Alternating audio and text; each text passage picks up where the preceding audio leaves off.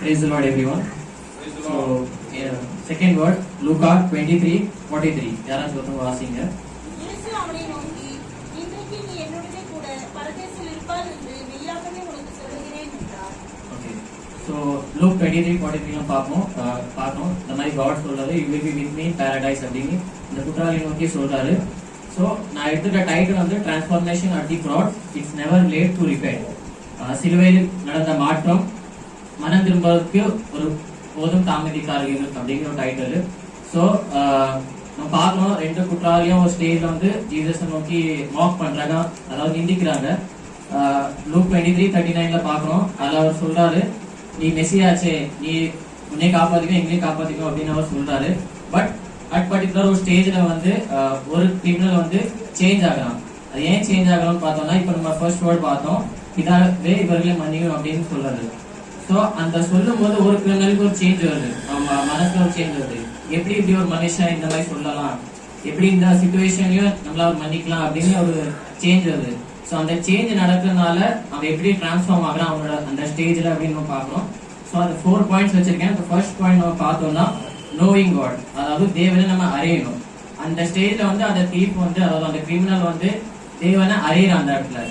அதாவது அவர் ஜீசஸோட love, Mercy and அவரோட identity அது பார்த்து அவன் வந்து சேஞ்ச் ஆகலாம்.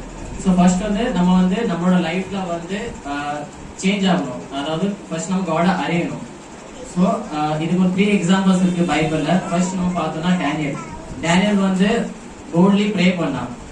அந்த இக்கட்டான சூழ்நிலை, அந்த டேஞ்சரஸ் சிச்சுவேஷனும் சரி, அவன் வந்து ப்ராப்பரா வந்து ப்ரே பண்ணான். ஏன்னா அவனுக்கு தெரியும் காட் வந்து என்னை ப்ரொடெக்ட் பண்ணுவாரு. அவன் வந்து காட்ல ட்ரஸ்ட்ஃபுல்லா இருந்தான். ஸோ அந்த ட்ரஸ்ட் எப்படி வந்தது அப்படின்னு பார்த்தோம்னா, காட் கூட ஒரு டீப்பான ரிலேஷன்ஷிப்ல இருந்தான். ஸோ ஃபர்ஸ்ட் வந்து நம்ம டேனியல் பார்த்தோம். செகண்ட் நம்ம பார்த்தோம்னா ஜோசப் வந்து அந்த போதிபார் வைஃப் கிட்ட அந்த டெம்டேஷன் வரும்போது அந்த பாவத்தை விட்டு விலகி போனான். ஏன்னா அவனுக்கு தெரியும் அந்த பாவம் வந்து கர்த்தரை ப்ளீஸ் பண்ணாது, அதாவது கர்த்தருக்கு அந்த விஷயம் பிடிக்காது அப்படின்னு தெரிஞ்சு அதை விட்டு அவன் விலகி போனான். அந்த பயம் அவனுக்கு எப்படி வந்தது அப்படின்னு பார்த்தோம்னா, ஏன்னா அவன் காட் வந்து பர்சனலா ரிலேஷன்ஷிப் கூட இருந்தான், ஏன்னா காட் எனக்கு தெரியும் அப்படின்னு தெரிஞ்சு. ஸோ செகண்ட் நம்ம பார்த்தோம் ஜோசப். தேர்ட் வந்து டேவிட் வந்து எந்த டிசிஷன் எடுக்க முன்னாடி காட் கிட்ட அவன் கேட்பான். ஏன் கேட்பான் அப்படின்னா, ஏன்னா அவனுக்கு தெரியும் காடோட பிளான் வந்து எப்பவும் பெஸ்டா இருக்கும் அப்படின்னு தெரியும். ஸோ வந்து காட் கிட்ட கேட்டான். அந்த கான்ஃபிடன்ஸ் எப்படி வந்தது அப்படின்னு பார்த்தோம்னா, காட் கூட டைம் ஸ்பெண்ட் பண்ணான். ஸோ இந்த டைம் ஸ்பெண்ட் பண்ணனால அவனுக்கு தெரியும் காடோட டிசிஷன் வந்து எப்பனாலும் பெஸ்டா இருக்கும் அப்படின்னு தெரியும். ஸோ இந்த 3 எக்ஸாம்பிள் நம்ம பார்த்தோம், டேனியல், ஜோசப், டேவிட். இவங்க கர்த்தரை அறிஞ்சாங்க, அதாவது தி நியூ காட்.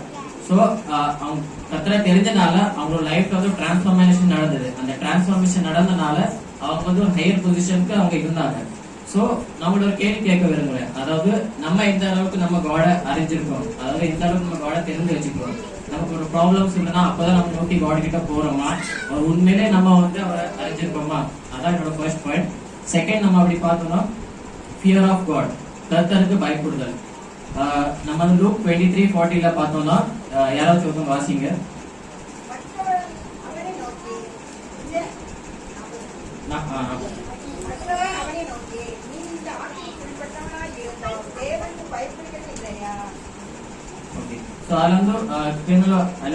கேட்கலாம் இந்த மாதிரி என்ன சொல்றது, ஃபியர் கிடையாதா காட் கிட்ட அப்படின்னு இது பண்றான். ஸோ ஈவன் தான் அந்த ஃபைனல் மூமெண்ட்ல வந்து அவர் அந்த கிரிமினல், அதாவது ஜீசஸ் லவ் பண்ண அந்த கிரிமினல் வந்து காட் வந்து ஃபியரா இருக்கான். சாம் 33:18 ஒரு வசனம் இருக்கு, யாராச்சும் ஒருத்தவங்க வாசிங்க. சாம் 33:18. சங்கீதம்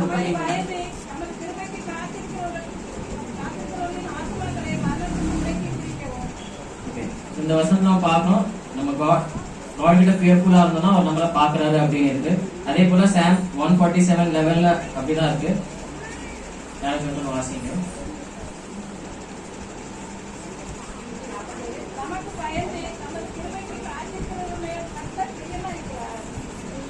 இந்த வருஷத்துல அப்படிதான் இருக்கு.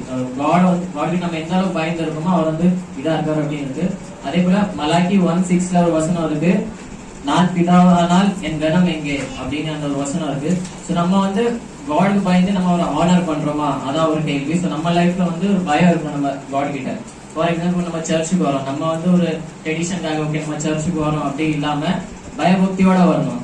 அதுவும் இல்லாம சர்ச்ல நமக்கு ஒரு ரெஸ்பான்சிபிலிட்டி கொடுத்துருக்காங்கன்னா அது வந்து நம்ம பயபக்தியோட செய்யணும். வெதர் நம்ம வந்து மேட் போடுறது, கிளீன் பண்றது, இன்ஸ்ட்ருமெண்ட்ஸ் ப்ளே பண்றது, அந்த ஒரு விஷயத்த வந்து நமக்கு பயம் இருக்குன்னா ஃபர்ஸ்ட் அண்ட் செகண்ட் வந்து நம்ம அவரை ஹானர் பண்ணணும். அதே இல்லாம கம்யூனியன் டைம்லயும் ஓகே எல்லாரும் எடுக்கிறாங்க அப்படின்னு சொல்லி நம்மளும் கம்யூனியன் எடுக்காம ஒரு பயபக்தியோட நம்ம அந்த விஷயத்த செய்யணும். ஸோ நம்மளே நம்ம அனலைஸ் பண்ணிக்கலாம் இந்த விஷயத்த, நம்ம வந்து எந்த அளவுக்கு காட் கிட்ட ஃபியர்ஃபுல்லா இருக்கும் அப்படின்னு நம்ம அனலைஸ் பண்ணிக்கலாம். ஸோ நம்ம வந்து இந்த விஷயத்த வந்து காடை வந்து ஹானர் பண்ணணும். நம்ம ஆக்ஷன்ஸ் மூலமா, நம்ம சர்வீஸ் மூலமா நம்மளோட ஆட்டிடியூட் எப்படி இருக்கு அப்படின்னு இது பண்ணி நம்ம வந்து அவரை ரெஸ்பெக்ட் பண்ணணும் அண்ட் ஃபியர்ஃபுல்லா இருக்கணும். செகண்ட் பாயிண்ட் வந்து கர்த்தருக்கு நம்ம பயப்படணும். தேர்ட் வந்து realization and confessing our sin. அதாவது அந்த ஸ்டேஜ்ல வந்து அவர் உணர்றான், அந்த தீஃப் வந்து உணர்ந்து அவனோட பாவத்தை வந்து கன்ஃபஸ் பண்றான். ஸோ லூக்கா 23:41 இருக்கு.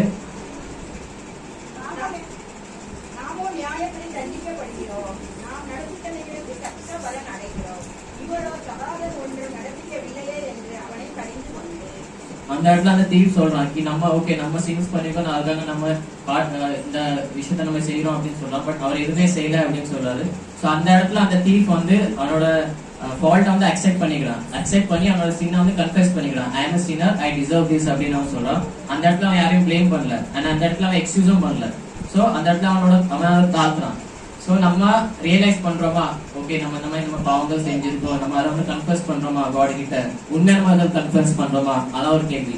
சோ நமக்கு எல்லாருக்கும் தெரியும் இந்த ரட்சிப்பு எப்படி வந்ததுன்னு தெரியும். இது வந்து ஒரு பிக் ப்ராசஸ். அவர் வந்தாரு, நமக்காக பாடுபட்டு சிலையில அறிந்து மறிக்கப்பட்டாரு. சோ அந்த ஸ்டேஜ் தெரியும் உங்களுக்கு, அவர் எப்படிலாம் அழிக்கப்பட்டாரு, எந்த துன்பப்பட்டாருன்னு நமக்கு தெரியும். சோ அவர் வந்து நமக்காக லவ் பண்ணி நம்மள அவர் சாக்ரிஃபைஸ் பண்ணிருக்காரு, ஏன்னா நம்ம வந்து ரட்சிப்பு பெறணும் அப்படின்னு. சோ நம்ம வந்து இப்போ அப்படிதான் இருக்கும், ஸ்டில் லைக் தட் ஒன்லி. நம்ம வந்து கன்ஃபஸ் சீன்ஸ் பண்ணிட்டு தான் இருக்கோம். பட் ஸ்டில் நம்ம வந்து கன்ஃபஸ் பண்றோமா காட் கிட்ட, அதான் ஒரு கேள்வி. இப்போ நம்ம வந்து கிறிஸ்டியன்ஸா இருக்கோம், ஸ்டில் நான் பிலீவர்ஸ், அதாவது அதர் ரிலிஜன் பீப்புள் எல்லாம் பார்த்தோம்னா they know better than us. அதாவது கிறிஸ்மஸ்னா என்ன, ஈஸ்டர்னா என்ன அப்படின்னு அவங்க நிறைய விஷயங்கள் நம்மள ஜாஸ்தியோட அவங்களுக்கு தான் நிறைய விஷயங்கள் தெரியுது. ஸோ நம்ம வந்து அந்த ட்ரெடிஷனாக நம்ம கிறிஸ்டியனா இருக்கோமா, இல்ல உண்மையிலே நம்ம கிறிஸ்டியனா இருந்து நம்ம வந்து இருக்கோமா, அதுதான் கேள்வி. ஸோ ஜீசஸ் வந்து நமக்கு பிளஸ் பண்ண வரல, அவர் வந்து நம்மள ரட்சிக்காக இந்த உலகத்துக்கு வந்தாரு. தேர்ட் பாயிண்ட் இதுதான், நம்ம ஜஸ்ட் லைக் அந்த தீஃப், அவன் அந்த இடத்துல உணர்றான், அவனோட பாவத்தை உணர்ந்து கன்ஃபஸ் பண்றான். ஸோ நம்ம அது மாதிரி பண்றோமா, அதான் கேள்வி. ஃபோர்த் பாயிண்ட் பார்த்தோம் அப்படின்னா ஹம்பிளிங் அவர்செல்ஃப் பிஃபோர் காட். தாழ்மை, அவன் வந்து அந்த இடத்துல அவன் ஹம்பல் பண்றான் காட் கிட்ட. லூக் 23:42 யாராச்சும் ரீட் பண்ணுங்க.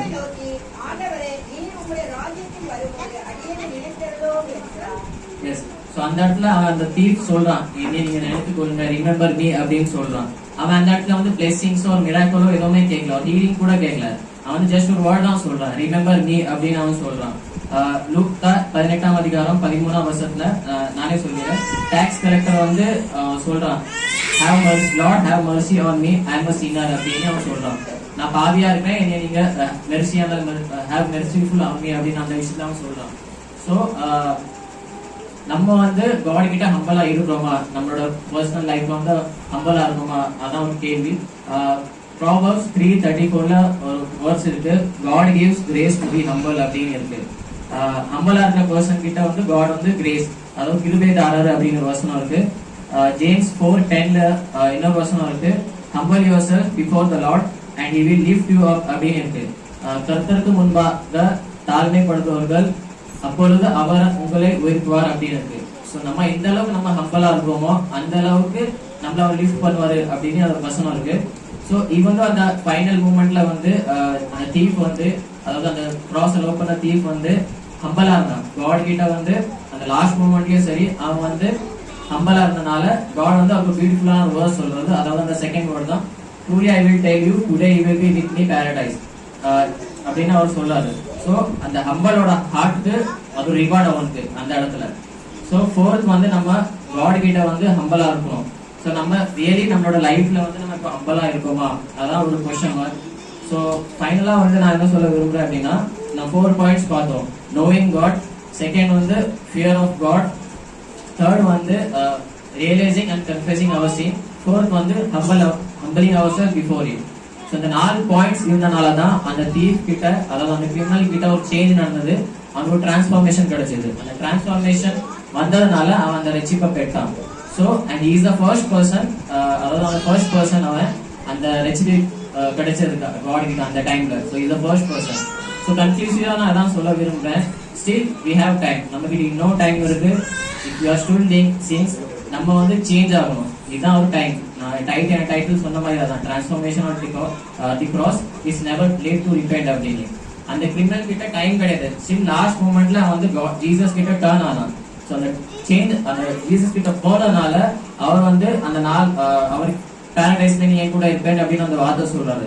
ஸோ ஃபைனலா இந்த 4 பாயிண்ட்ஸ் மூலமா அவன் சேஞ்ச் ஆனான். ஸோ இந்த 4 பாயிண்ட்ஸ் மூலமா நம்ம லைஃப்ல சேஞ்ச் நடக்குமா? ஸோ அதான் நான் உங்ககிட்ட சொல்ல விரும்புறேன். ஸோ லாஸ்ட் இயர் தான் சொல்றேன், ஸ்டில் வி ஹேவ் டைம். இப்பவுமே நம்ம மனம் திரும்புவோம். ஜஸ்ட் இந்த எப்படி இந்த தீப் வந்து ஜீசஸ் கிட்ட இது பண்ணாலும் அதே போல நம்மளும் செய்வோம். அண்ட் நம்மளும் அந்த பியூட்டிஃபுல்லான ஒரு வேர்ட்ஸ் நம்ம லைஃப்ல அந்த அப்படி கேட்கணும் நம்மளும் ஆசைப்படுவோம். அதாவது you will be with me Paradise அப்படின்னு ஜீசஸ் நம்ம கிட்ட கண்டிப்பா சொல்லுவாரு. ஸோ ஹோப்ஃபுல்லி நம்மளும் இந்த மாதிரி சேஞ்ச் ஆகும். Is we are still time. So கரெக்டாக இந்த வார்த்தையை நான் ஆசீர்வதிப்பாங்க.